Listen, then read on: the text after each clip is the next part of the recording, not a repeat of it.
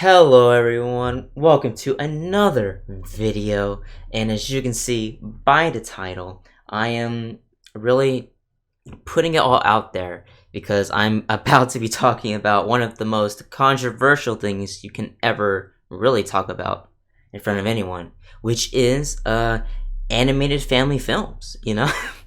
So I've rewatched all the Pixar movies over the course of like 2-3 weeks.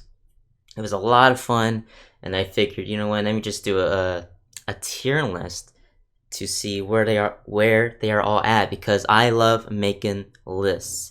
So I do want to say the tier lists, like the sections I've made aren't really important. It's just I've had to do it for the sake of the tier list itself, but the order is what is important.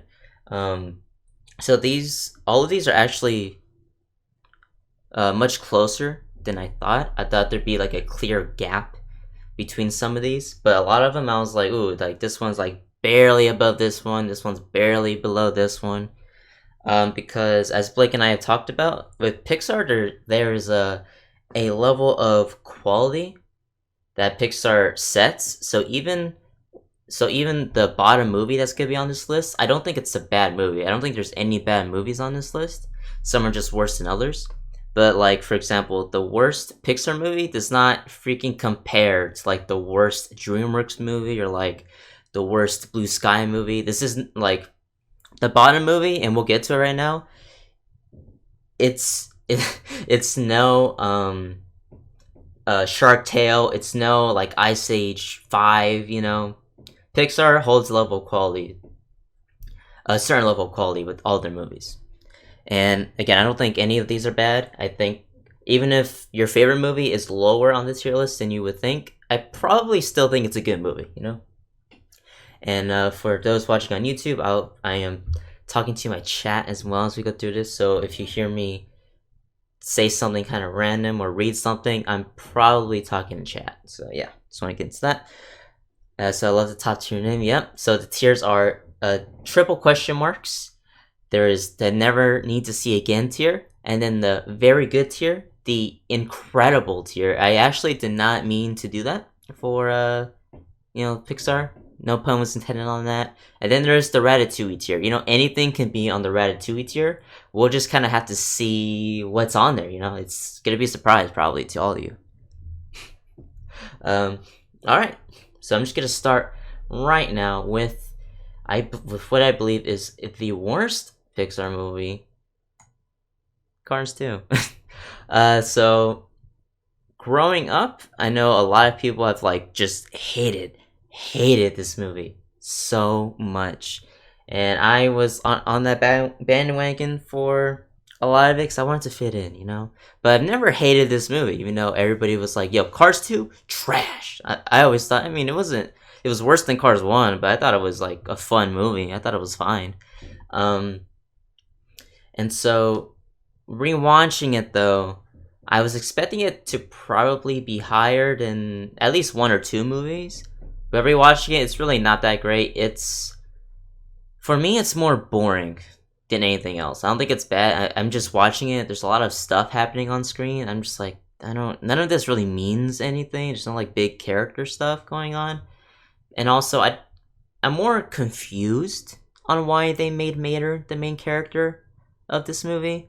I know people are like, they put the freaking worst character as the main character in the second one. I'm just like, for me, I'm just like, why? Was Mater that popular to get his own movie? Like, the whole spy thing, I don't see why Mater had to be the main character of that. Like, Finding Dory, we'll get to it, like, but that's clearly a story revolved around that character. Mater and spies, that, like, we don't learn anything new about Mater or gain new insight into his character. It's just, oh, Mater's a spy now. Okay, sure, whatever. But yeah, that's all I gotta say about Cars 2. It's fine. I don't think it's a bad movie. It's just it's fine. It's whatever. And then, so this is the only one on the triple question mark tier because I think it is kind of below the rest of everything else. So we are at the never need to see again. we'll get to it, but a lot of these I think are fine to like pretty good movies. But if anyone said, "Hey, you want to watch this movie?" I'd probably say, "Nah, not really. I don't feel the need to ever really see it again."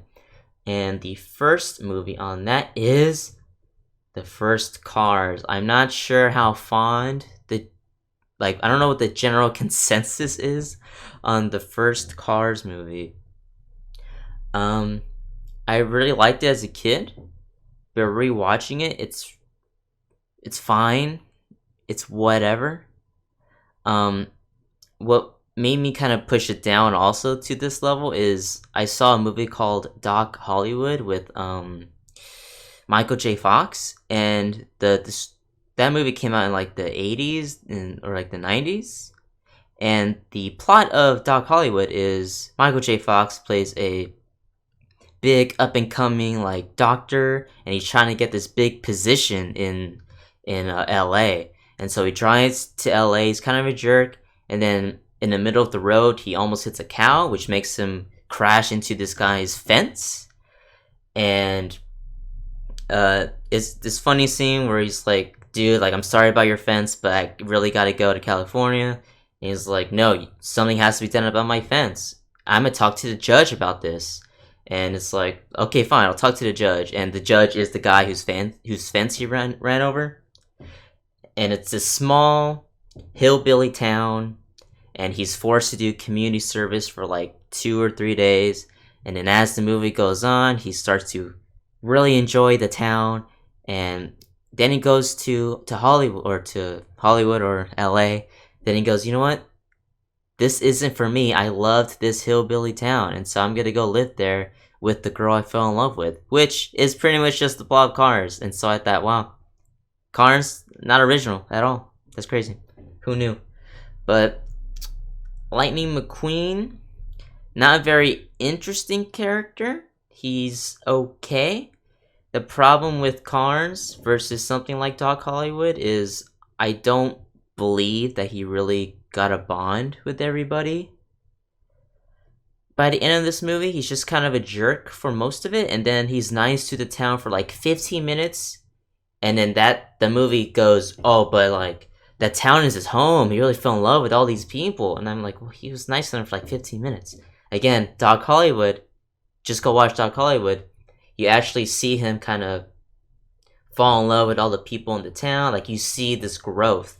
There's this like little plot point where there's this like small family and they don't have a TV, and I think it's like their family sends them extended summaries of this soap opera, and that's the only entertainment they get. And so they go to Michael J. Fox, and he's like, "What? This is like a waste of time," because they need him to read the summary because they can't read. He's like, "This is stupid." But then as the movie goes on, he starts to get more involved with his family, and by the end, he's like actually invested in what happens on the soap opera, and it's freaking great. You don't get anything like that in Cars 1. I'm sorry, I'm just talking about Doc Hollywood. Just go watch Doc Hollywood. This movie's not that great. It's okay, and also I don't care for the ending that much. I just think the way it's done is very sloppy. It's just Lightning McQueen, he's like an inch away from the finish line. He just like sits there until Chick can win, and then he goes back. I think if they did like they were like all neck and neck, all three of them, and then the king got hurt, and Lightning, instead of pulling ahead, he helps the king, or say, I don't know, Lightning McQueen does like a U-turn to go help the king, and like he just barely misses the finish line. I just think it's very sloppy that he just like sits there in front of the finish line for like 5-10 seconds to let Chick win. Then he goes back. It's like I'm just like you could have both. You could just cross it real quick and then go back or something. I just think it's very sloppily done. I understand what they were going for. It's just kind of doesn't work for me how they do it. But the iconic Ka-chow line was born. You're right. That makes it probably a worse movie. Sorry about that. A hot take: Cars just shouldn't have mouths. That was really weird when Lightning McQueen does like a wink and his tongue goes out. It was like that's odd. I don't like that. But yeah, Cars, it's okay. It just doesn't really work overall. I think sold a buttload of toys, which is why Cars 2 was made. The next one, Finding Dory. I remember really enjoying this movie the first time I watched it. Didn't think it was better than Finding Nemo the first time, but I thought this is really fun. I enjoyed it. Um, this kind of, and the way I watched these movies was I didn't do it in release order. I kind of just went back and forth on whatever movie I picked. However, I watched all the sequels in order, so I went from Cars all the way to Cars 3. Then I went from like Toy Story all the way to Toy Story 4. So I watched Finding Dory right after. Okay, good. Max agrees with me on Finding Dory. Yeah, so I watched Finding Dory right after Finding Nemo, and watching a lot of the sequels after the originals really emphasized the weaknesses of a lot of these sequels, where Finding Dory kind of retreads a lot of the character moments from the first one, but just worse. Like Marlin has to learn to trust Dory again, even though that was his whole character arc in the first one, but he has to relearn that story again. Uh, Dory, like I like Dory, but I don't think she's like a strong enough character to warrant her own movie. Again, it's fine. I think Finding Dory, again, it's not a bad movie, but this is the perfect example of a perfectly good movie. It's fun, it's entertaining, but I don't really need to see it again. It's fine. It's good. Perfectly good movie. It's the Cars 2 of the Finding Nemo universe. I would agree with that. I would agree. Those arrows are pointing on the first comment she made. That Max agrees on Finding Dory. All right. Yeah, Finding Dory. It's fine. It's fine. There's a good video I saw where pretty much it's saying Finding Dory. It tells the same theme of Finding Nemo about like getting past your disability, and even though like you might have disability, you can still, live a normal life. Like Nemo, that's Nemo's whole thing in the first one, and Dory has to learn that theme in this one. So it's like, okay, you just did the same theme as the first one, just worse. The next is Cars 3. Cars 3, I believe, is the best of the Cars trilogy. It's pretty much Rocky 4? Is it Rocky 4? I think. Not too sure. Yeah, Cars 3 I think is the best one of the three. It's fun, but I honestly don't remember the plot exactly that rewatching it. Yeah, that's kind of the problem with Finding Dory. It's just a lot of shenanigans happening. Like, Finding Nemo is very character focused and everything that happens. Like, watching Finding Nemo, every single thing that happens in that movie has a purpose. Where, like, meeting the sharks, the jellyfish, this all has to do with Marlin's character, and then it's supposed to emphasize how, like, what Marlin is willing to do to find Nemo again. For example, like the whole shark scene in Finding Nemo has a purpose to it, right? And like they come back at the end, and there's a nice like joke at the very end with it. Finding Dory starts just with this squid chase scene, or like an octopus, whatever, and nothing comes out of that scene. Like no one learns anything. It's just an excuse for Marlin and Dory to split up. And like the squid never comes back later in the movie. It's just supposed to be like a fun scene where you have similar scenes of Finding Nemo, but those actually have weight to it. So yeah, that's a big difference between Finding Nemo and Finding Dory. But yeah, going to Cars 3. Cars 3 has a lot of great moments. I think the second half of the movie is where it really shines. Unlike once Lightning McQueen starts to try to train, once he goes to Doc's hometown. Oh yeah, there's a lot of spoilers obviously for this video. I'll be spoiling most of the things. And that stuff is really great. I think it really works.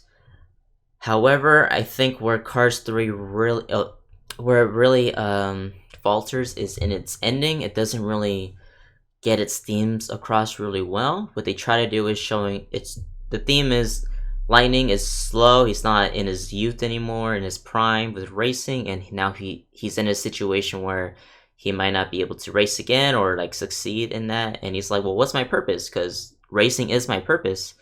But without that, what am I? And he learns that just because one phase of your life is over, it doesn't mean your life is over. It just means, you can find just as much or even more enjoyment in the next phase of your life. Your life isn't over just because like the first part of your life is done, However, they don't really stick to that at the very end because Lightning is in his final race, and he lets Cruz Ramirez race for him because he's like, you know what, I might be able to win, maybe. However, what's more important is to let Cruz have her chance to shine, and then he becomes her coach because that's like what Doc was to him, right? And then I'm like, okay, like they do a thing where they say Cruz is able to race because then like she wears the 95 number. It doesn't matter who like finishes the race as long as you wear the number. Okay, sure, whatever. But then the end happens and Cruz wins, and Lightning is like, well, I won't be able to race anymore because the bet was if Lightning wins the race, he can still race and quit when he wants. But then they do an ending where it's like, oh, well, technically Lightning and Cruz won because Lightning did the first like 10 laps out of like a 200 lap race. So technically he did win, so he can quit racing whenever he wants. And I'm like, okay, movie, I was willing to go with you on letting Cruz replace Lightning. And now you're doubling back and going, no, technically it's fine. And so it's this weird ending where Lightning is, he's like, I'm gonna be Cruz's like mentor, but also I'm going to race at the same time. Like he's gonna do both. Like what? That doesn't make any sense, and that kind of goes against the theme that you made yourself. And then Lightning goes blue, and he calls himself the fabulous Lightning McQueen. And I thought that was stupid. That was really dumb. I rolled my eyes the first time. I rolled my eyes the second time. That was really lame. So yeah, like Cars 3 has some really great moments, but it does not stick the landing at all, I think. Looking at chat. Yeah, Cars 3 was unexpectedly fun. Me and my sister were pleasantly surprised. This is some deep themes for a family fun kids movie. Haven't seen Cars 3 yet. But yeah, Cars 3, it had so much potential, but I feel like the director at like the last minute was like, no, well, we can't have Lightning lose and have this kind of theme. We gotta have him win in some way, you know. And so I feel like they were going one way, but then they just kind of went back on that idea at the last minute. Very disappointing. Cars 3 could have been dope. And then next, the last entry for Never Need to See Again is Incredibles 2. So again, I watched this right after the first one. The first time I saw this movie, I really did not like it at all. I thought it was very disappointing. The second time I watched it, I thought it was better. You know, it was better. I don't know. But then the third time, I thought I think I like this more on the second rewatch.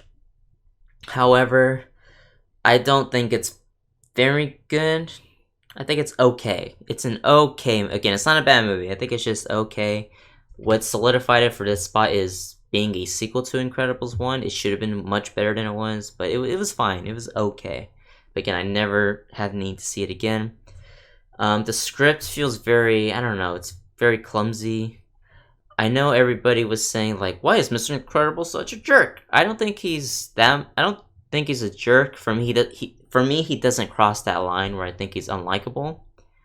But it is a thing where, like, well, you learned a lot from the first one. It seems weird that you're reacting this way, but again, I thought he was fine. The action is great. Brad Bird really knows how to direct an animated film, especially the action. I actually really liked it. I thought it was fine. I thought the best part of it was Mr. Incredible's whole plot line about trying to be a good dad, because, you know, he was usually the one going out and being a hero, where Helen would stay back and take care of the kids. I think that's really interesting. However, the movie doesn't really, like, it technically brings a conclusion to that, but I feel like it doesn't focus on it as much as it should. It's like, oh, well, everything's fine with the family now let's get to the final action scene and just have a fun action scene. It's like, okay, all the new superheroes I did not care for. I think their designs are okay, but they're not interesting characters at all. Max, however, is between never see and maybe see again. Okay, that's fair. Like, it's at the very top of this category. So yeah, Incredibles 2, it's fine. The villain's also like whatever. Yeah, this movie's okay. Incredibles 2 is okay. I don't have much to say on it.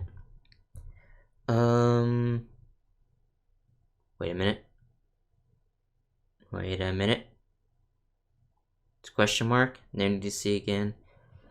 I need to make a new tier. Add a row below. Let's make this one. Nope, that's yellow.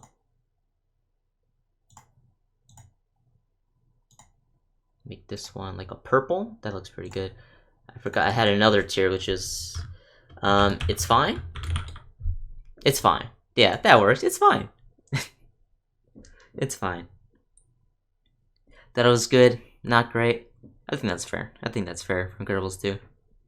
Alright, next for it's fine, or maybe, maybe it's good.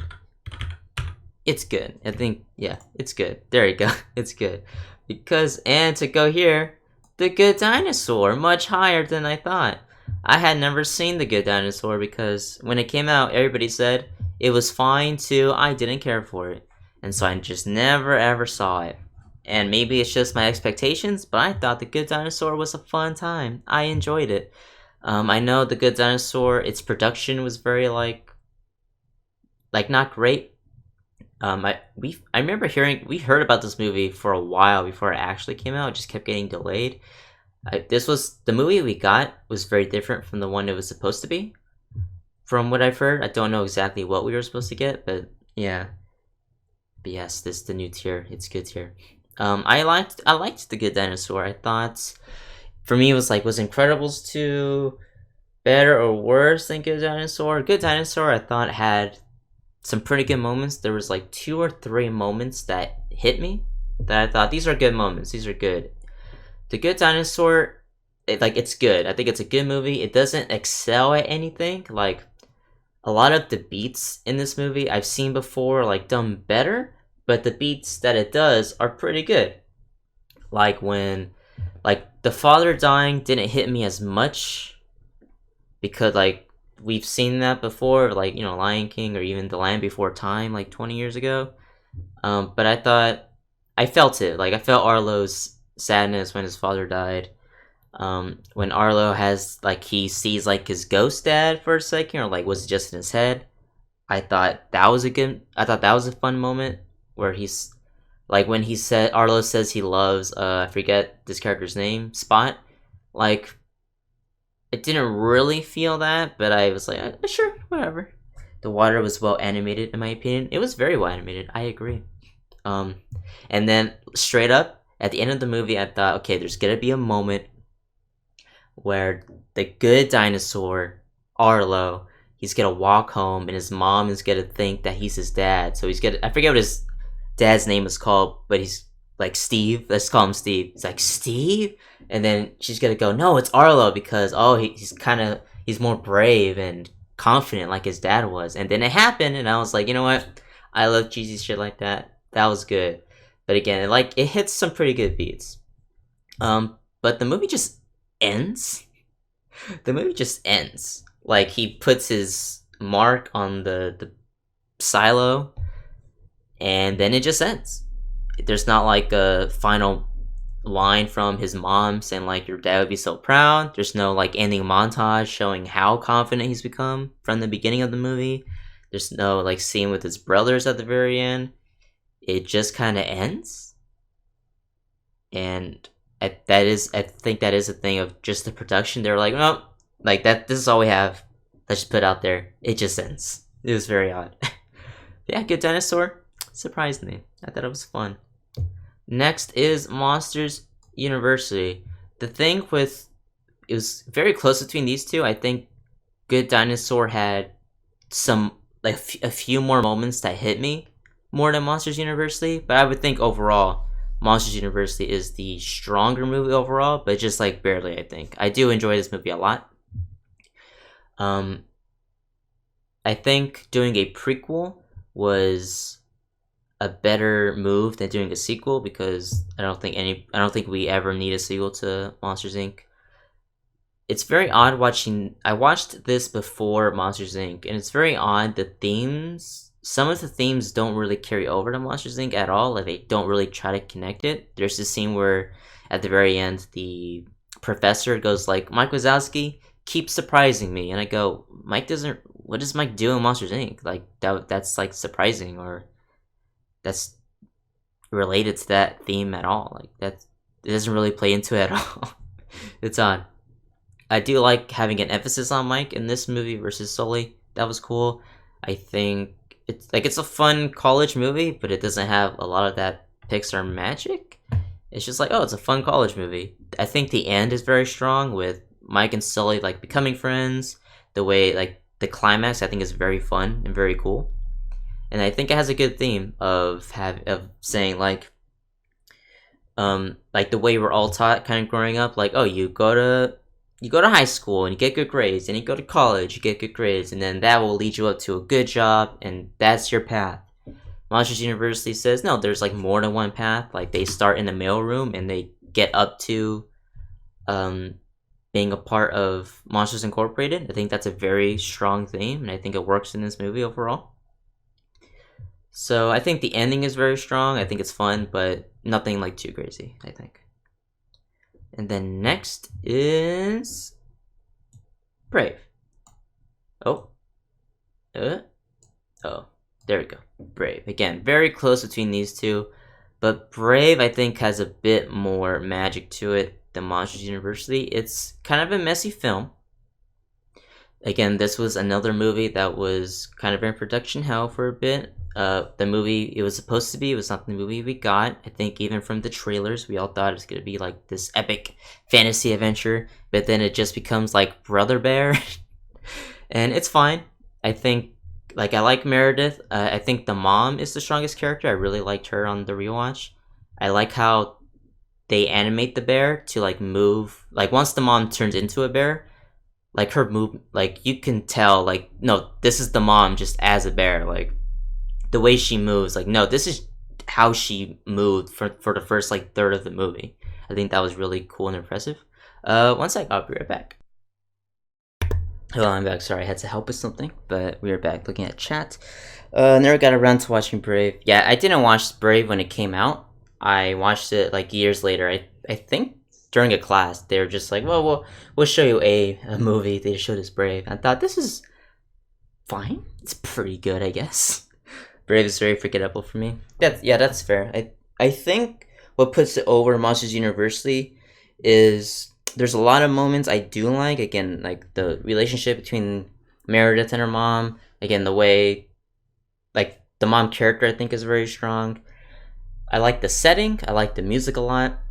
The wisps don't really play into the movie that much. Like they're really built up and they kind of are incorporated into the plot, but not really. It feels like an afterthought. It feels like something that was left over from, again, the original vision of this movie. I think the idea of like Mordu, I think I'm saying that right.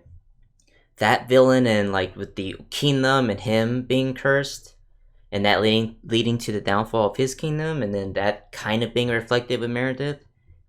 I think that's interesting, but none of that stuff is really emphasized as much. Again, it's kind of just Brother Bear, but with the mom and a daughter, and that's fine. But I think you really see like what could have been great with this movie if we got more of what was really cool about it. But what we got, I think, is fine. You know, I don't have strong feelings about Brave. young Nemo didn't see as much as she thought, man. So yeah, that is Brave. Once I gotta pull up my list again. Alright, next on this list is Toy Story 4. I think when I saw it was more like an expectations thing. Yeah, that's fair. I had low expectations when I saw Brave, just like Good Dinosaur. I think that's what puts it higher up for me. Because I just heard it was Brave was okay. And then when I saw it, I thought, that was pretty good. I enjoyed it. But yeah, Toys 4 is the last movie on this list, or on this specific tier. Toy Story 4 is a very, very fun movie. I thought it was going to be a fun adventure, but then it was more like the relationships and the mom. Yeah, yeah, pretty much. I think we all expected for Brave to be this cool epic adventure, but then what we got was not that. Yeah, Toy Story 4 I think is a very very fun movie. It's very entertaining. I like when I first watched it, I very much enjoyed it. The second time, I also very much enjoyed it. I think this is a very fun movie. I think it's on the cusp of being very good. However, what makes it not be that high is I think this very much goes against Toy Story 3 and just that whole trilogy. Just the fact that the fact that Bonnie just doesn't care about Woody at all is very kind of like a slap in the face to that final scene where Annie like entrusts her to him or trusts him to her. It's like what? Like Woody doesn't have to be her favorite toy, but he's like the only toy she doesn't care about. It's like why? That this what? Why would you do that? I think they did it because to make it make more sense why Woody leaves at the very end of the movie. Yeah, like it didn't make sense. Buzz, they made like I'm not like offended by the idea, but they made Buzz very dumb in this movie, like way more than he was. Like in the second one and the third one, he's just like a normal guy. He's a pretty smart guy. He leads the team on the second movie, but in Toy Story 4, they just make him an idiot. It's like why? I don't know. Like that's not even like a plot thing. It's just okay.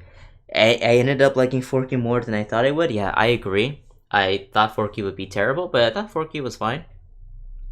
I like how the villain is not really a villain. She just wants Woody's voice box. She's like, I'm not gonna hurt you. I'm not gonna do anything. Can you just give me your voice box so I can find a home finally? And I think that's a cool idea for a villain. Like again, she's not really a villain. She's pretty chill for the most part. So I thought she was cool. I liked Keanu Reeves' character. That was hilarious with the stuntman and his owner and how he was disappointed with him. That was hilarious. I think this movie's very fun and very funny. But yeah, I think it goes against Toy Story 3. When Woody leaves at the end, I first of all I don't really feel anything. Like the ending of Toy Story 3 hits so hard, but the ending of Toy Story 4, I'm like, okay, like I get what they're going for, but I don't think it works. And again, it goes against the ending of Toy Story 3 where Woody Woody realizes that like Annie is important, but what was more important at the very end was like the family that they all made together. Like, because there's the line of that exists throughout all three movies that Woody says we gotta be there for Andy like whenever he needs us.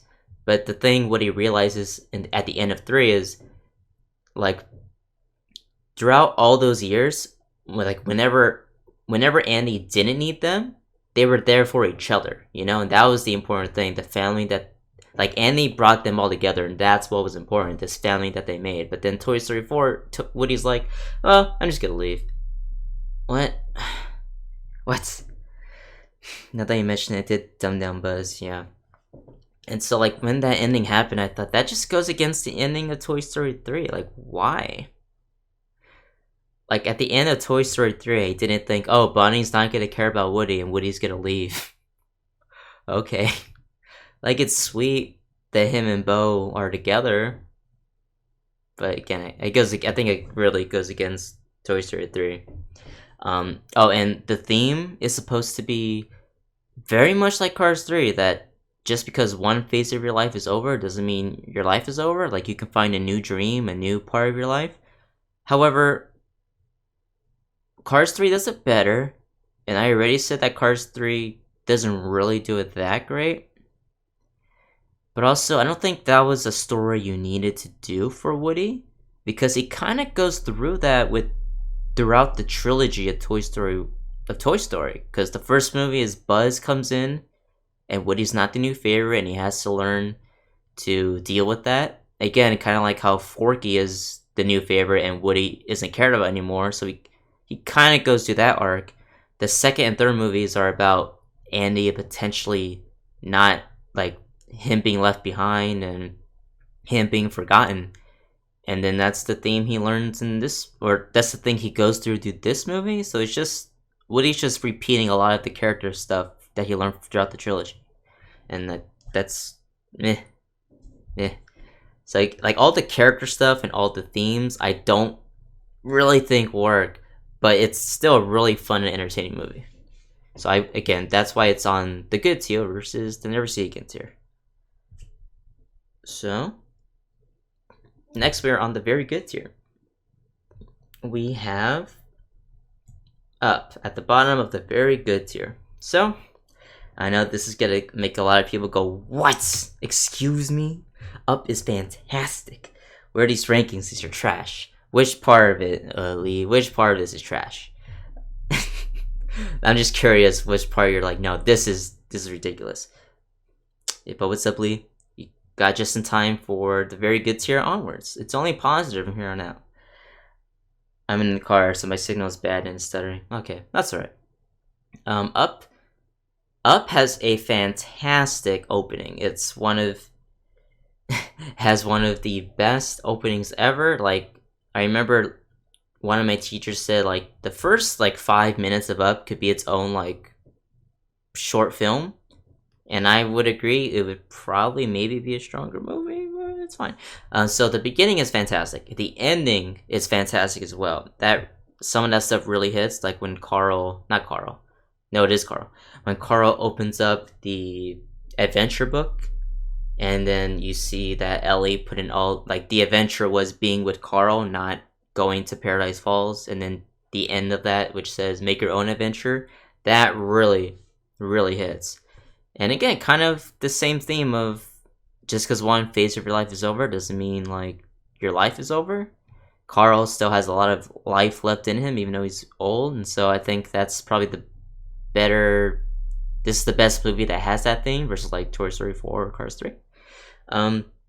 However, what puts it this low is that the middle of the movie, like it's good, it's fun, it's good, but the middle of the movie is just like, okay, we're having like a fun, pretty good adventure, but it doesn't hit that beginning and ending of Up.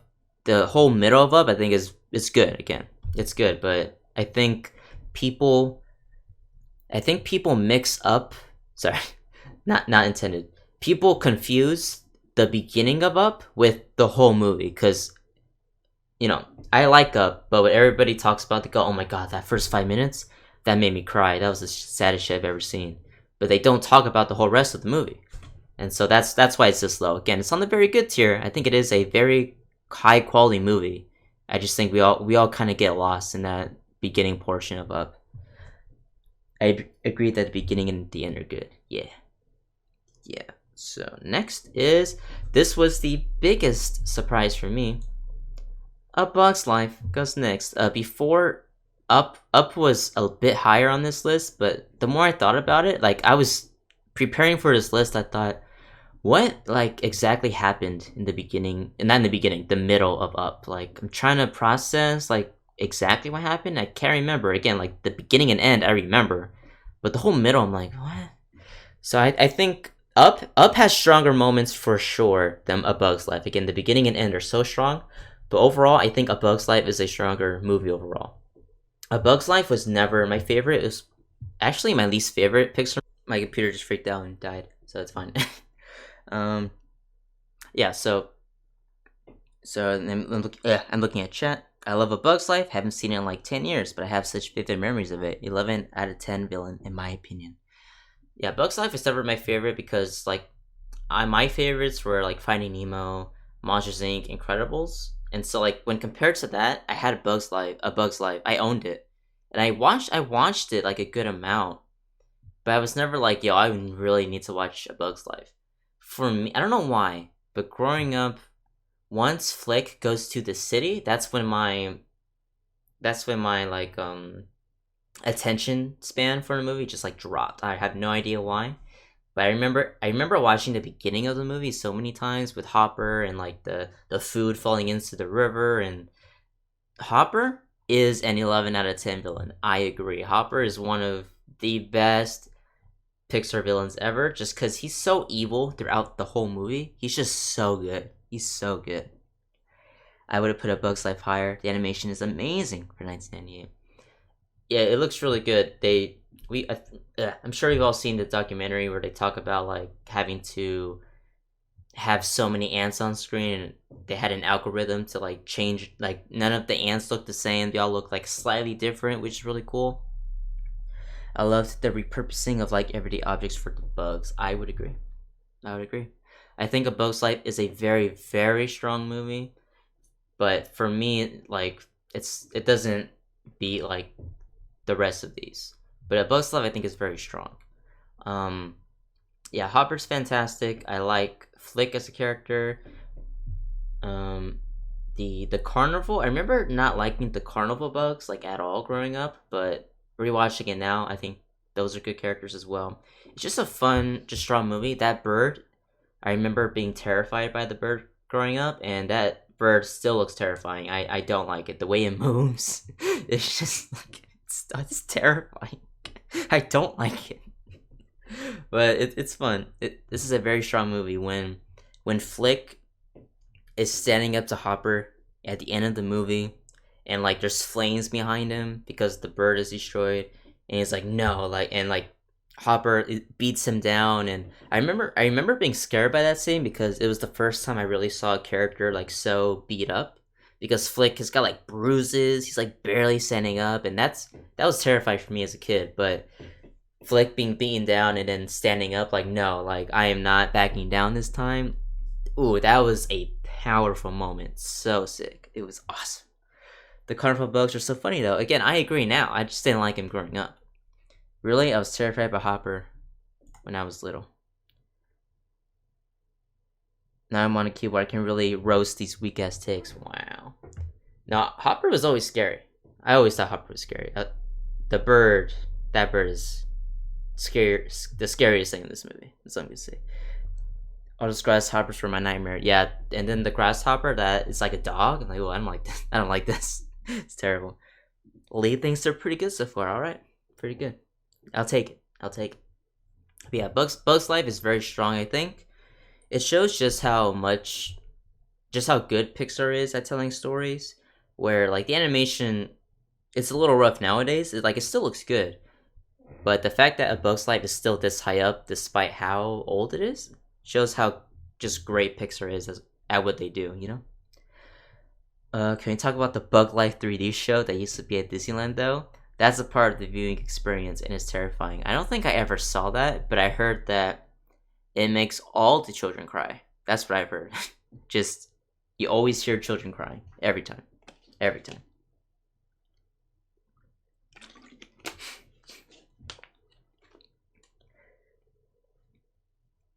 It's an incomplete review then? Damn. It's that. Never mind, I'm not gonna ask.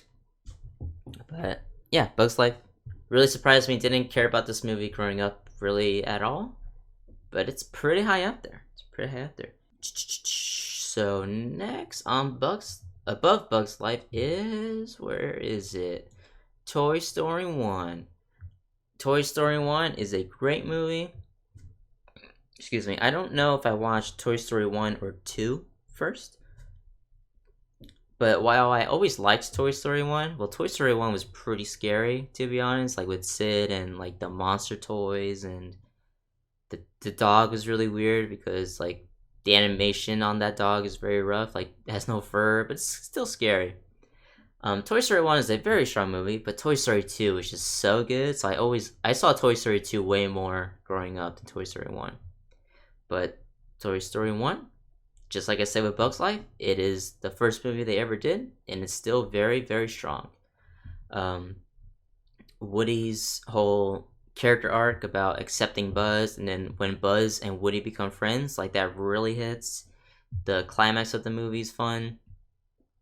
I'm just saying, Woody's friends, but all of them are fake. That's all I'm gonna say. Like, they're supposedly this family that loves each other. But the second Woody does something like bad, they don't hear him out for a second. They don't even want to know his story. They're like, well, Woody killed Buzz, let's kill Woody. It's like, what the heck? You're not even gonna hear him out? Okay, sure, okay. But yeah, Toy Story 1, very strong movie. That's really all I have to say. Everybody loves Toy Story, so. Next would be WALL-E. Wally. I used to freaking love this. I still do, but I used to love this movie so freaking much. Like it was like a top three, top five Pixar movie for me, and it's still really freaking good. Wally is so adorable. We all love Wally. He's the cutest thing ever. His relationship with Eve is really strong. The first like 15 minutes, maybe 20, when it's just like almost no dialogue and it's just like Wally and Eve just like kind of starting like their relationship and their romance. That's really cool. I think whenever they focus on like the relationship between Wally and Eve, it's really strong. And again, having like no almost no dialogue between those two, it really shows the power of like the animation in this movie. However, I think the rest of the movie isn't nearly as strong as that, with the whole like with the plant, get back to Earth, with the captain and the whole all the people on the ship. I still like those characters and I still like that story. But like when I watch that, it's good.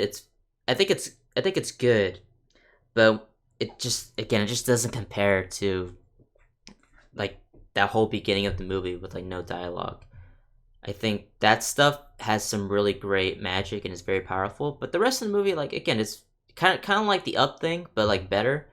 I think it's very good. It's just like yeah, like it's a fun time, having a fun time. But like yeah, I don't know. Toy Story 2, my favorite. I've dog the same, but I love Wally. Yeah, I love Wally, but I it's dropped for me in the past few years. I think it's very good though. They were just vibing.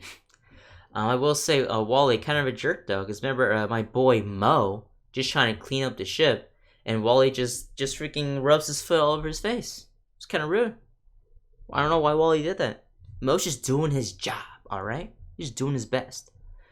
And there's the whole like thing with the defective robots that I don't know felt kind of unnecessary.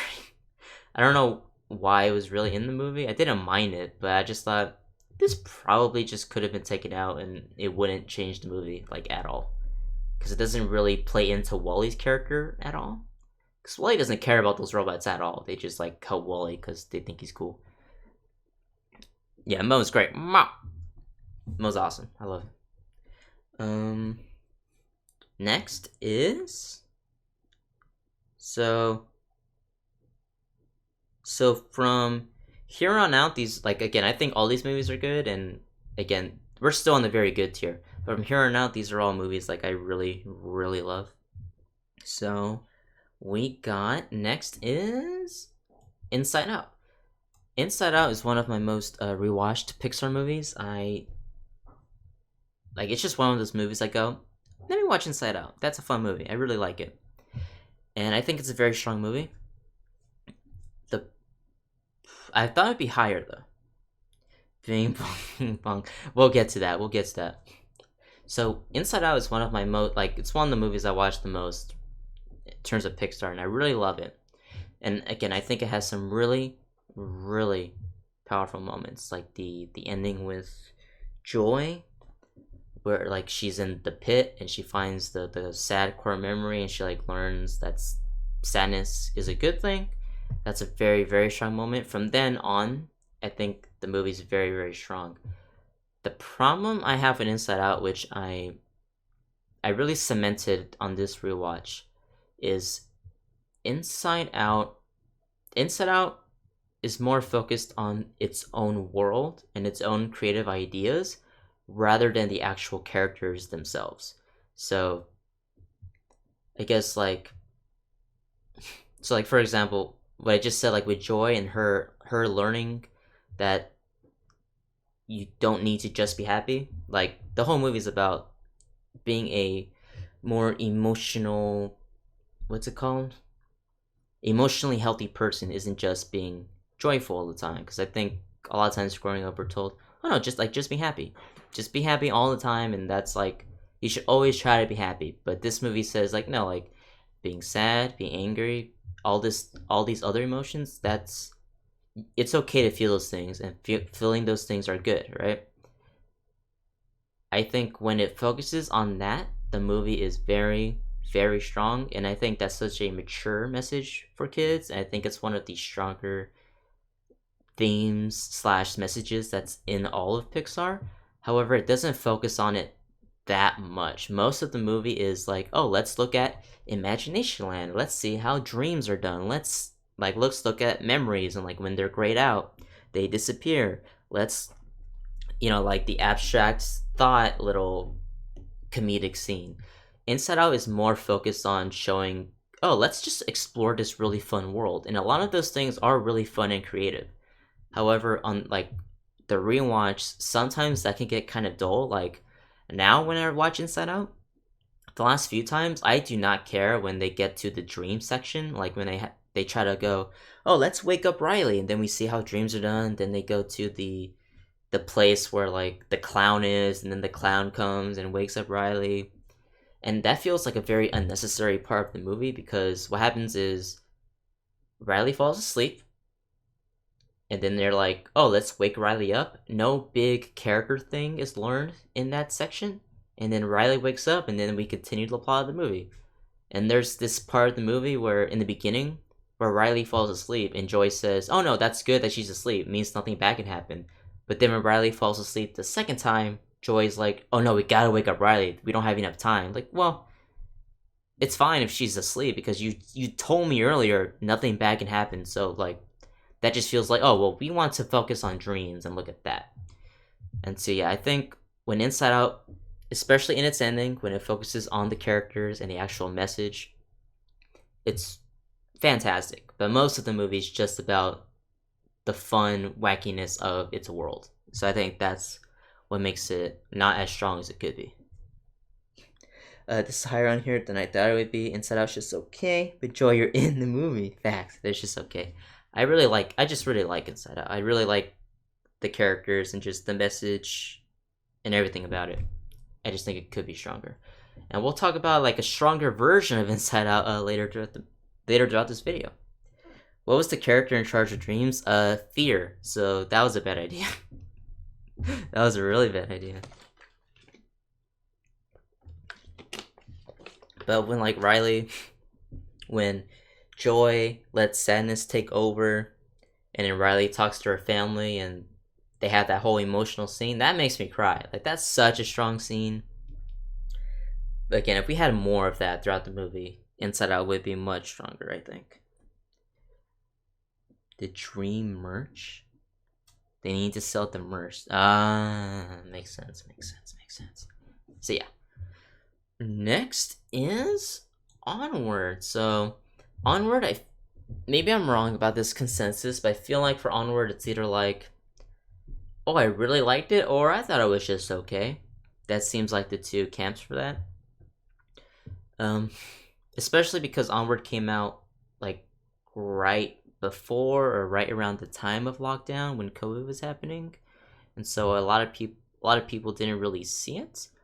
But also, I don't remember people being super thrilled about watching Onward. I know I wasn't. I was like, well, I'm gonna watch it because it's Pixar and it will probably be good, but it doesn't look that great from the trailers. But I will say I was very, very surprised by Onward. I thought it was a very fun movie. I really liked the relationship between the brothers. The whole plot with like trying to see their dad again, that's just like, oh, that hits. I've seen this movie 3 times now, and the ending makes me cry every time. I was very happily surprised by Onward too. Yeah, I think the ending is so freaking strong. It's really, really good. Again, it makes me cry every time I see it. It's very emotional. And yeah, I just think it's a very, very fun movie. I might as well talk about it now. Like, Finding Nemo is gonna be about this, right? I think Onward is very similar to Finding Nemo, where it's a big adventure. We gotta get this thing done, and we're doing a whole adventure to get there, right? And almost every part of this movie is very character focused. Almost every little plot that happens in this movie has a purpose, and usually the purpose is to strengthen the bonds between between the two brothers, and then like it all culminates and comes back at the very end when you're like, oh, okay, this almost everything in here had a purpose. The only really thing that probably could have been left out was maybe like the whole part with the pixies and when they're trying to drive away and they're on the freeway. That's a very, very fun sequence, and I like it a lot. But I think overall, that's the one part that I'm like, this probably could have been taken out. Where like Finding Nemo, again, every single part of that movie feels necessary, and also the plot line with the mom and the Manticore. Again, very fun. I like those two characters a lot, but it's not like that necessary to the movie. It's cool and it's fun when they show up at the end, but like the best part and the main focus is on these two brothers, and I think it's very, very good. I think Onward and Finding Nemo are very similar movies, and again, I don't think that's not like a bad thing. I don't think for me it's like Onward's like an A minus and Finding Nemo is like an A plus. You know, Onward, very, very strong movie. Would recommend. I think it's underrated. I don't think enough people really saw it, or they're like, I don't really care to see it, but I think everybody really should see it. And next, oh, I actually did not plan that. I forgot it was above here. Finding Nemo's the next one. It's on the. Oh wait, no, no. Wait a minute. I don't think I did these right. I don't care. It's on the very good tier still, I guess. So Finding Nemo, fantastic. You know what? I'm putting Finding Nemo on incredible. I don't think I did these tiers right. Finding again, tiers don't matter. It's more of the ranking, so I don't care. Finding Nemo, fantastic. This was probably my favorite Pixar movie growing up. I watched it so many times. This is such a freaking good movie. Again, it's like Onward, but better. Every part of this movie is necessary. Again, every little thing that happens, like with the sharks or the jellyfish or the turtles, this all plays into to show how far Marlin is willing to go for Nemo, and it's all of it is very character focused, where Marlin has to more and more try to trust Dory more, this person he just met and who has short term memory loss. Just very, very strong. Young Doggo, guess I gotta watch it. Yeah, watch Onward.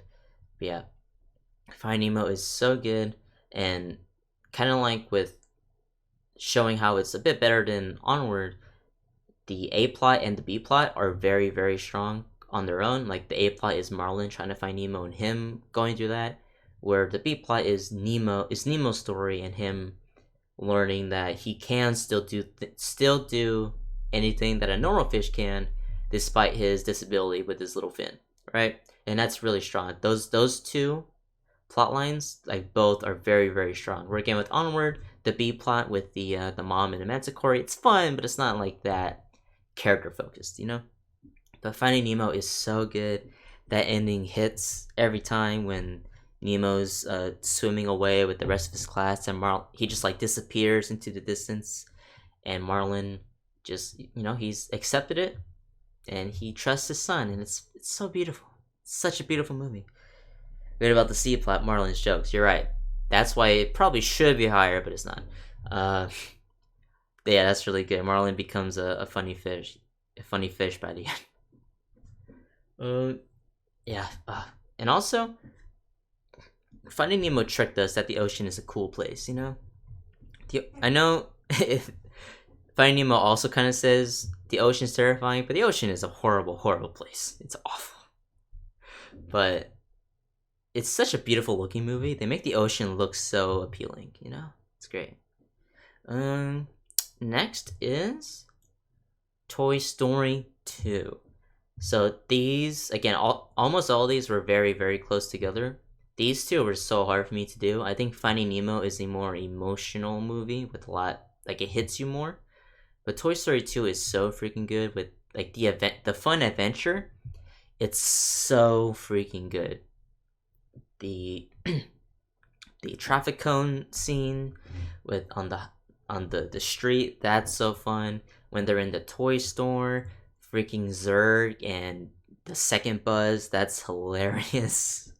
The whole climax of the movie when they're driving the car and then they're at the airport, that is one of the best like climaxes of a Pixar movie. It's so fun, and I always loved it growing up. I don't know if that's what the luggage is like actually at the airport, but it made me go, yo, I wanna go back there myself. That looks so fun.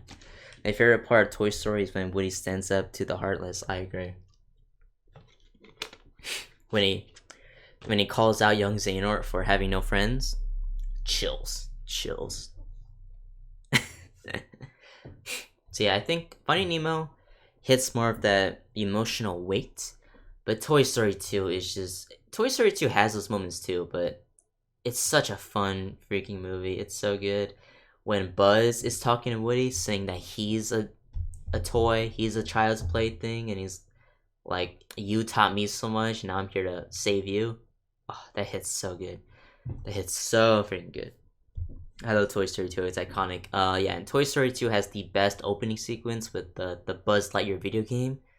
Yeah, it's so good. I love Toy Story 2. Let's get I'll get to that in a second. Because next on the Incredible, well, actually we're already on the Incredibles here, sorry, is Toy Story 3. So before, I always loved Toy Story 3. I was not that guy and I was like, oh, Toy Story 2 is not, Toy Story 3 is not that good. However, Toy Story 2 was always my favorite. I always loved 3, but I thought, no, 2 is better. I like 2 better. But like, I rewatched it like a year or two ago, and no, 3 really is that good. It's such a good movie. It's a great like heist movie when they try to escape.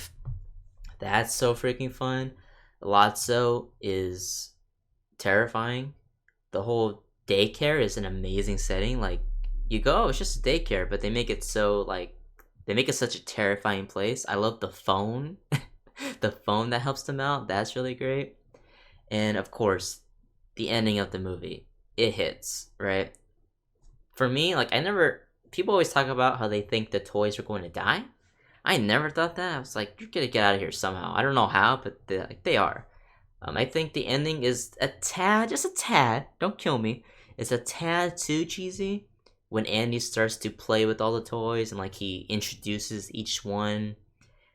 I think that's for me, just a bit too much, but the ending is perfect. The ending is such a perfect ending to the trilogy. It hits you so hard, it makes you want to cry. It's so freaking good. I will Stinky Toy Story 3 has a lot of similarities to Toy Story 2. It hits a lot of similar themes with Toy Story 2, and like Stinky Pete and Lotso are almost the exact same villain. They have a pretty similar motivation, where like Stinky Pete was never played with, so he wants to be admired forever by toys or like by kids through class. Lotso was like replaced by a kid, so he think like Stinky Pete and Lotso both think it's kind of pointless to be loved by kids. However, what puts Lotso above Stinky Pete is that he's a villain for more for most of the movie, where Stinky Pete's just a villain for like maybe 10, 15 minutes of the movie. And I think Stinky Pete's a bit more relatable as a villain, like you get more of where he's coming from, but Lotso is just so freaking terrifying. And again, he's a villain for most of the movie. I think it really works. Toy Story 3 is so good. Next, I got 5 movies left. This is some good shit right here. That's all I'm gonna say.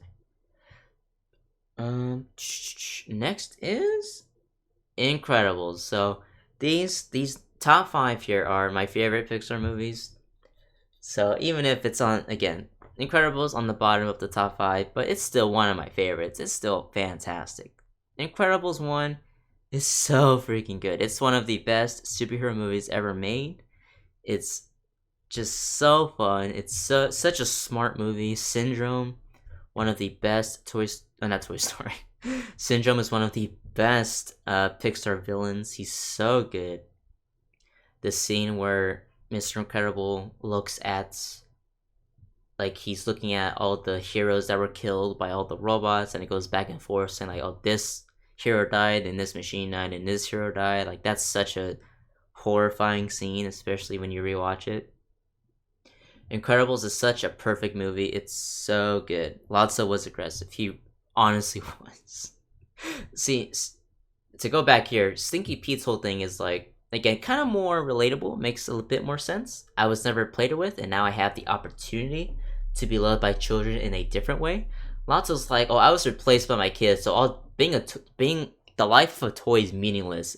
Literally, you can die, and I wouldn't care. I'm like, oh, oh sure, sure, all right. Again, terrifying, but it's like, oh, that's very drastic. Lots of this smell like strawberries. This is correct. But Incredibles 1 is so good. It's so fun, and I love it. Incredibles used to be like my favorite Pixar movie, but it's gone down as we're gonna get to in a second. But Incredibles, so freaking good. Look how high Incredibles 1 is and how low Incredibles 2 is. Like, come on. Come on. Next, we have Soul. Soul is the most recent, yeah. It is the most recent Pixar movie, and I think it's fantastic.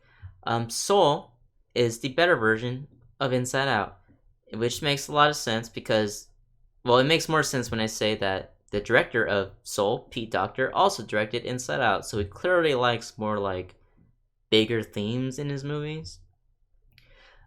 What makes Soul better than Inside Out is it has very similar beats, and that's, well, they both deal with like big themes, but a lot of Soul's adventure and a lot of the beats in its movie are very character focused, where Inside Out again is less.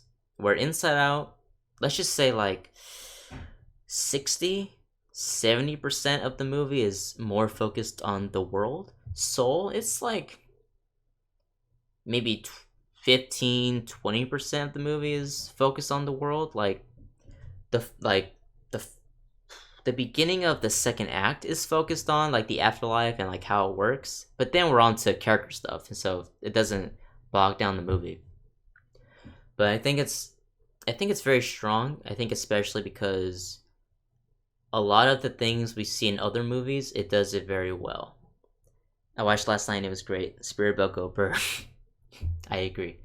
For example, like 22 being in Joe's body, that sounds very generic, and like we've seen things like that. Like, oh, like 22's could have a bunch of wacky scenes where she doesn't know like the etiquette of living in the real world, and we're gonna get a lot of wacky adventures, and we do get that.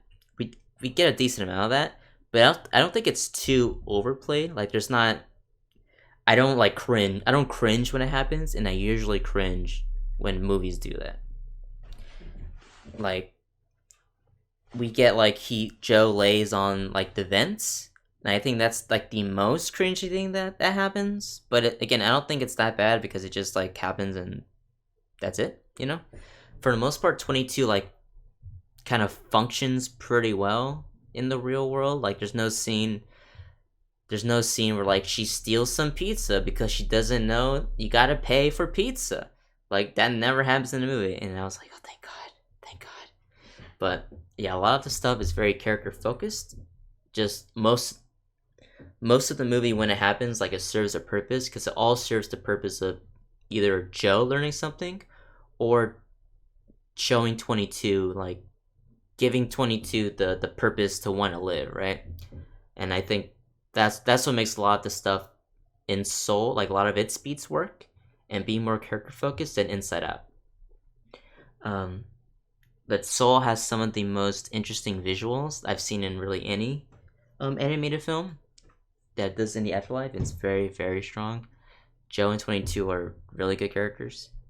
The ending of Soul is so good. It makes me tear up every time. Yeah, I just think it's a really good movie. I think the ending is really, really strong.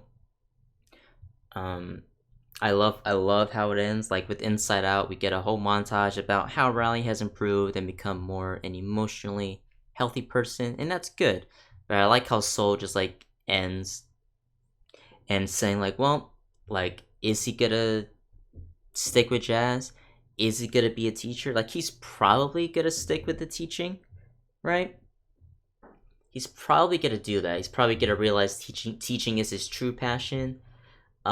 However, like I think the movie ending and leaving it to our imagination like really sticks with the theme of the movie about it's not, you know, you don't live for one specific purpose. Like you don't like Jazz. He doesn't live for Jazz. If he doesn't have Jazz in his life, it's not like his life is meaningless. You know, Jazz 100% enriches his life, but it's more about all the moments in his life that defines like who you are, right? And it's less about getting that one goal or trying to do that one thing. It's just about living. And I think the having it end and just leaving a lot of the stuff to our imagination really emphasizes the theme of the movie. And I think it's such a perfect ending as well. Again, like we don't see what happens to 22. We like there's that line where Joe there's like this girl named Lisa, I think. Like we don't know what happens with that, but that's the point of the movie. Like he can do one of, if not all of those things. Maybe he does jazz and teaching. Maybe he just does teaching. Does he get with Lisa? I don't know. That's not the point of the movie. You live to live. Living is enough. Exactly. Exactly. So I think Soul really does a great job in emphasizing this thing. Again, it's not like a Cars 3 where it has an interesting theme but doesn't really end well. Soul ends so well. And again, I think every part of the journey has a purpose to it. I like the scene in the barbershop is really fun. Just a small little thing that happens in the movie is when 22 makes fun of that guy that makes fun of Joe, and I feel like in a worse movie that guy would have become the villain or would have helped the villain of the movie, but we don't get that. Like later on, you see that 22 like makes amends and becomes friends with that guy. It's not like a plot point. It happens in the background. You just see like 22 kind of walk up to him and give him a lollipop and like they're friends. I thought, oh, that's cool. You know, you didn't have to really focus on that. That shows that 22 is just a kind of cool person. You know, I just like it.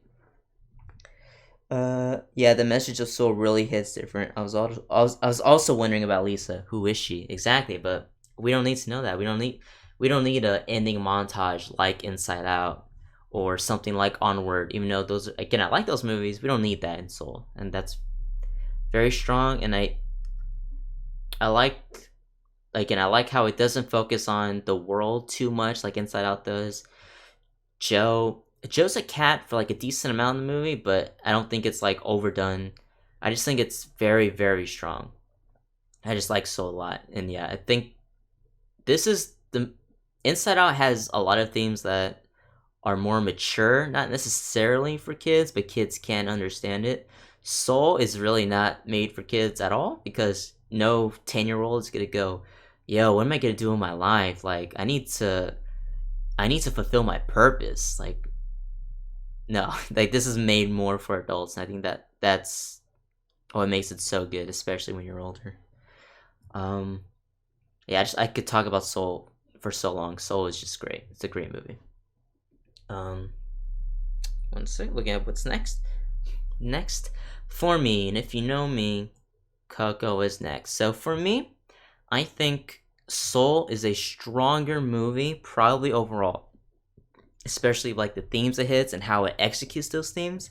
But anyone who knows me, Coco just personally just hits me so well, just because like the Mexican representation is really good. Like this is a movie I can just go, this is really freaking good. Like, and just I can not necessarily relate to in terms of Miguel's story, but I think the emphasis on family and again just having some really good Mexican representation, especially in movies now, don't get a lot of that. I think Coco is really special to me. Right now Coco is the movie I watch the most out of all these movies. Like for my family, Coco's just like, you want to put on Coco? Yeah, sure, let's put on Coco. It's one of those like my family. It's like there's like 5 to 10 movies we can just go.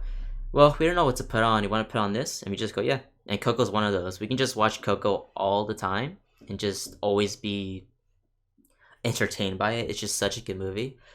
Like I watched the other day, I watched The Book of Life, and the Book of Life is also a story about like the Day of the Dead and the Afterlife, and there's a lot of plot points that are very similar. And what the character, like, there's also a character that wants to play guitar, but his family is more focused on bullfighting. And I was like, that's odd. The Book of Life, I think the Book of Life and Coco were both announced around the same time, but Coco came out after. And I don't know if it's like a Bug's Life and Ant situation, but it was very similar. How it was odd how similar those two movies were. However, like, I watched Coco and then the Book of Life like recently, and Coco is just such a step above. I think like it's so freaking good, and also it's weird. Like Coco, I think has some good, really good Mexican representation. The Book of Life, like it also does, but also does some weird things. Like Ice Cube plays a character, and I hate the character he plays. It's really bad. Channing Tatum plays one of the main characters, and I'm like, is he? I thought he was just white. I thought Channing Tatum was just a white guy. I don't know. Personally, I think that's really weird. Coco has like none of that. Like, so Book of Life has some problematic things. I'm like, this is weird. Not bad, just like this is odd. But Coco is just so freaking good. There's no part of it that I go, this is like, I don't know about this representation. It's just like it's a movie that I can personally go, this movie was like not necessarily for me, but for people like me. You know, I can just watch this and go, this is a nice story that I can really like say it was like kind of for me. You know, I think I just personally love it so much. Coco is great. The plot was spicy. The drama, the music. I think Coco is the last movie to make me tear up. TBH, Grandma scene is too good. Yeah, the Remember Me scene, one of the best final scenes in any of these movies. It's really sad, right? And it's supposed to make you cry. But what what I really like, what really hit me this time watching that scene was like, it's also just like a really beautiful scene, and how like this, like I like how the whole family is there watching it, and like they're watching this beautiful moment where this member of their family that they really love, like that's not 100% there, like she kind of comes back to life in a way, and like the family all shares that moment together, and that's like really, really powerful.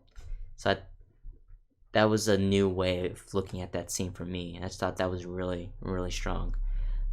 But yeah, like seeing like Hector walk onto the bridge is such a strong moment.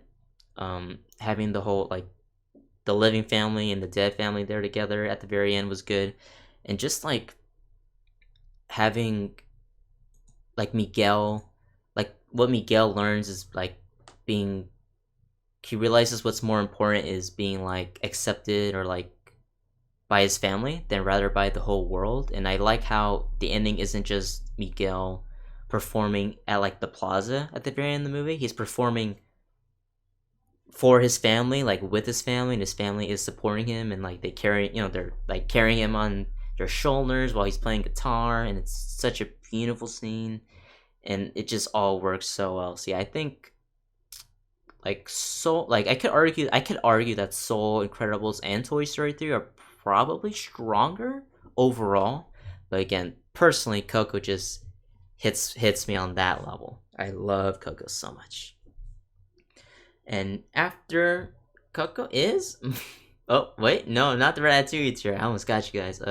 Monsters Inc. So again, I would probably say I like Coco more than Monsters Inc. However, Monsters Inc., I think we forget how, or we take for granted how perfect of a movie Monsters Inc. is. It is so freaking good. I've said that for the last like 10 movies here, but it is so good.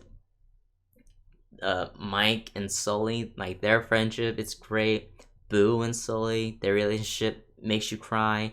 I believe maybe out of all of these movies, maybe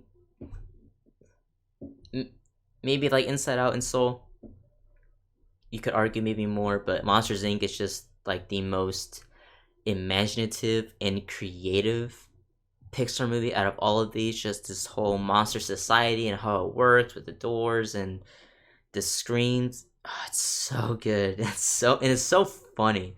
Mike especially is so good. The running joke of him being covered by a logo on the TV and the magazine, it's so funny. Um, I've talked about it. One of my most underrated scenes in a Pixar movie is when Randall was talking to Mike about the scare floor, and he's like threatening him, and he goes, "What happens when the big can hits 12?" And he's like, "I get a timeout. Everyone goes to lunch, which means the scare floor will be," and he goes, "painted?" It's like, no, it'll be empty. It'll be empty, you idiot. I love that scene so much. It makes me laugh all the time. But yeah, so again, it's probably a thing where I think Coco I personally like more, but I think I'd be crazy if I did not put Monsters Inc. above Coco. Like, Coco's great, but Monsters Inc. I think is like legit perfect. I don't think of a single thing I can think that's wrong with it. Again, this is also the director of Inside Out and Soul, Pete Docter. He just nails it, man. He's so freaking good. Um, yeah, and the ending, also an amazing villain in Monsters Inc. Yeah, Rando is. I also agree. Rando is one of the stronger uh, Pixar villains. A lot of these villains are kind of like, oh, I'm a nice guy, and then, oh no, I'm not. Like Wally has that. Um, Wally has that. Toy Story 2, Toy Story 3, Incredibles 2. Not so. Coco has it. Like, I like Ernesto de la Cruz. He's great. I love him, but not a very interesting villain. He's just he's fun. I like him, but you get a lot of those villains later on. But Rhino's just a fun villain throughout the entire time. I'm also a big fan of the bloopers they have in the credits. I'm gonna say I'm not a huge fan of the bloopers. They feel very forced because they're pre-written. They're not real, so I don't like them. I used to like them, not really anymore. Mel wants to say hi, and that she is sorry for spelling your name with an H. Hi, Melissa. How are you? It's fine. Uh, the H thing is something I feel like maybe it is something I care about, but I feel like I don't care that much about it, Kyle. I think you emphasize that a bit too much. It's fine, Melissa. When you put an H, I was like, okay, I'm not gonna make a big deal out of this. A lot of my family has done that. They still spell my name with an H, and I don't say anything. Like, it's fine. It's fine. You're fine, Melissa. Don't let Kyle tell you different. Hating the bloopers is the hottest take yet. I used to love them as a kid. I thought they were hilarious, but they're not real. They're pre-written. I think if you have pre-written bloopers that aren't actual bloopers, it's like, what are you doing? What are we doing here? Come on. What is this? Like, Toy Story 2 had it. Bugs Life had it. Monsters Inc. had it. I mean, they stopped doing it, which I think shows you they weren't a good idea. Alright, that's all I'm gonna say. That's all I'm gonna say. Most of these movies do not have the bloopers. Okay. Wait, but like the bloopers feel organic considering they were scripted. Just saying. That's not true, Young Nemo. That's not true. But yeah, Monsters Inc. also has a perfect ending with Sully sing Boo. And I like how we don't see Boo. It's kind of Soul-esque. We don't, we get the nice ending, but we don't see too much. We don't get a montage of those two hanging out. But what hit me with the ending the most is it's sweet that Sully meets Boo again. That's fantastic. But what hit me is that Mike, they do this whole thing where, they fight and at some point in the movie, then they make up. But Mike, I don't know how long it took him, but out of the goodness of his heart, no one asked him to do it. It wasn't expected of him. Mike just put the effort to find every single piece of Boo's door and put it back together for his friend because he knew it was important to Sully. That's the only reason he did it. And can you imagine just doing that, putting a shredded door back together and how long that would take? But he did it because he loves Sully so much because he's such a good friend.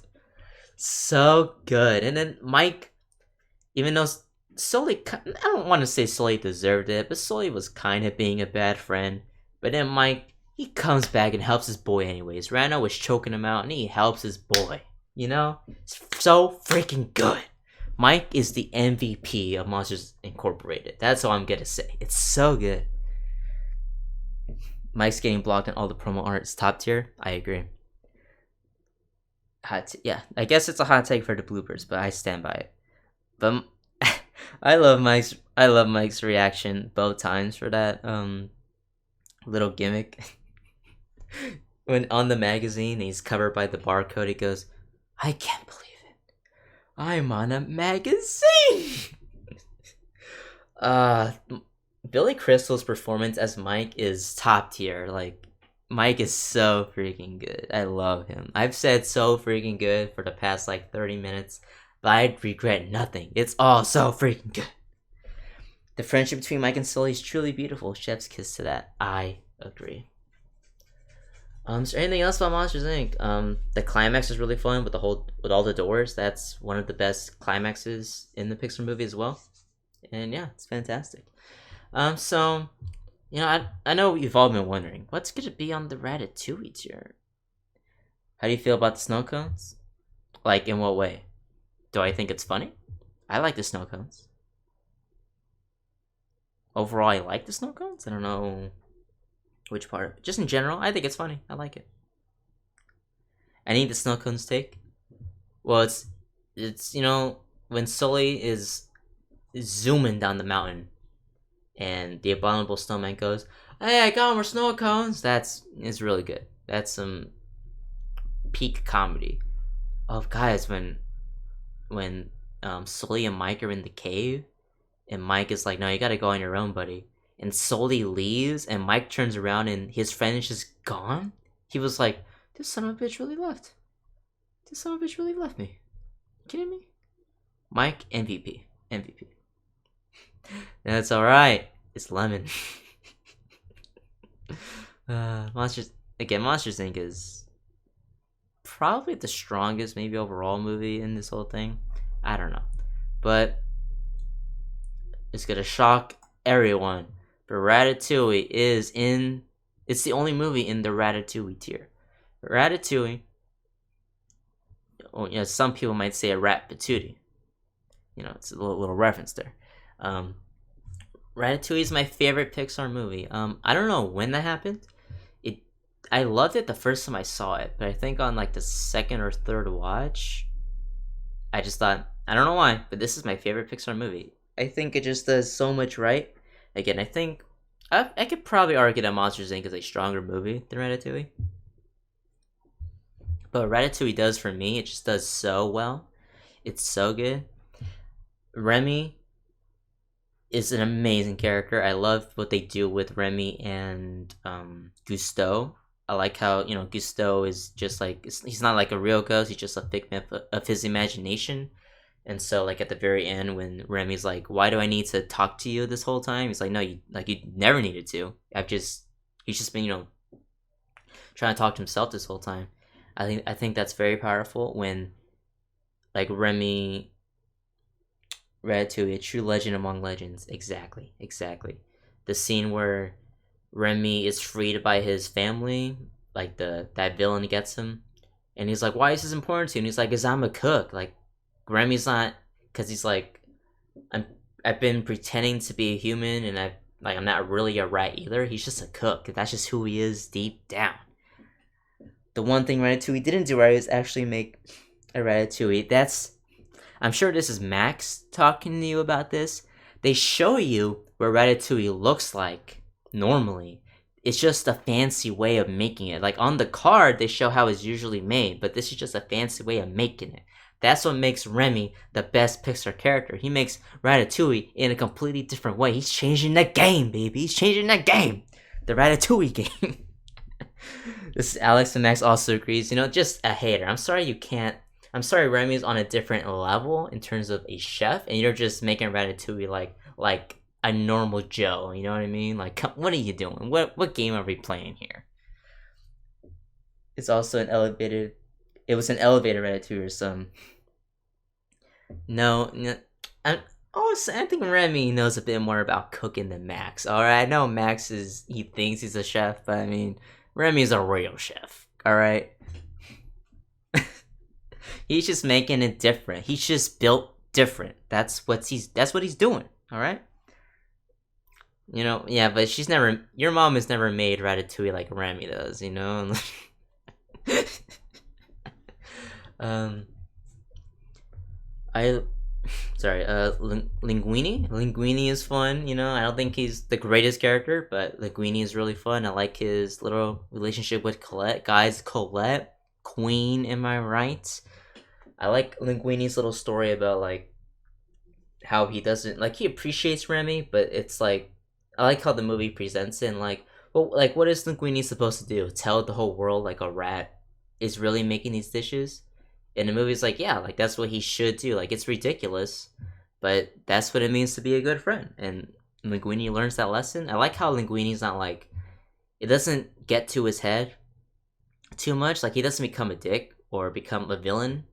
He just kind of, he has this little lesson to learn about what being a true friend means, and it's nice. I think that's all Linguini really needed for this movie. I literally say it isn't Ratatouille every time. I do love this movie though. Well, I mean, I guess you just don't understand the layers of Ratatouille because that's what he does with Ratatouille. Layers. It all comes back to layers. Um, Ego is I don't know if he's the villain of the movie. I think technically the little chef guy would be the villain, but Ego is such like a great villain and he has such a great design. And the last what is it, 15, 20 minutes, maybe 15 minutes of the movie are so perfect. The whole speech of being a critic and like um the most worthless piece of trash is has more worth than like criticism or the critique criticizing that worthless piece of trash. I think that's very powerful. Just that whole final part of the movie is so strong. I think the ending is so perfect. I think it has the best setting of. I know it's just Paris, but they make Paris look so beautiful. Like the colors are so striking and so beautiful. It just makes Paris look so appealing, you know? Um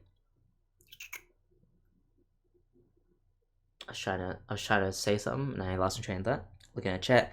I love this movie. It's got everything, action, romance, cooking, the atmosphere. Beautiful. You got the iconic line from the movie that Linguini's watching. It's like, why here? Why now? It's like, why not here? Why not now? What better place to dream than in Paris? Ooh, chills, chills. You kidding me? You kidding me?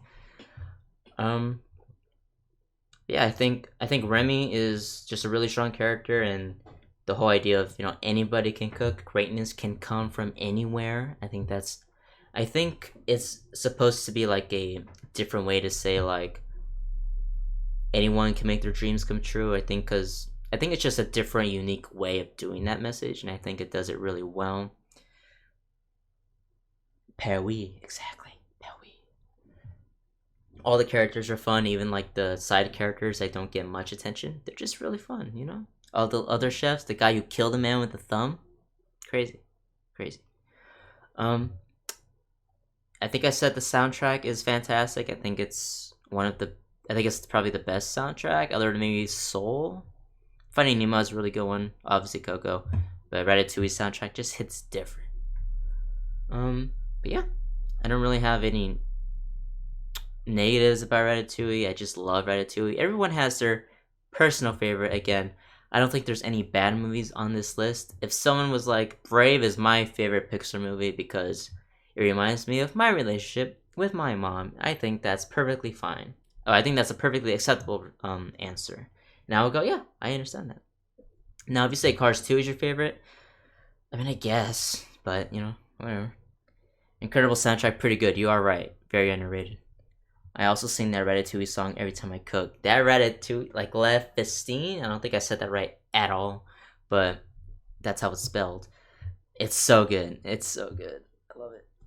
Um, yeah, again, I don't think there's any bad movies here. A lot of these movies were very, very close. Like between like Incredibles 2 and Good Dinosaur, I was like, these are pretty close. Like Monsters University and Good Dinosaur is really close. Um, Around here is when it was a bit more cemented. But again, like I think you could argue that Incredibles is better than Soul or the other way around. But yeah, just Pixar makes such quality movies, and I'm glad I could share my thoughts on all these with you all. I know I talked a long time about all of these movies, but what did you expect? I try to really bring it down, but this is the best I got. It took 2 hours to do it. Not too bad. Not too bad. Me, the Ratatouille. Did you see the musical though? I did not. Is that required viewing for Ratatouille? Yeah, I'm wondering, what are all of your favorite Pixar movies? For anyone who's in the chat and in the YouTube comments below, I think, like I said, all these movies are pretty good to great.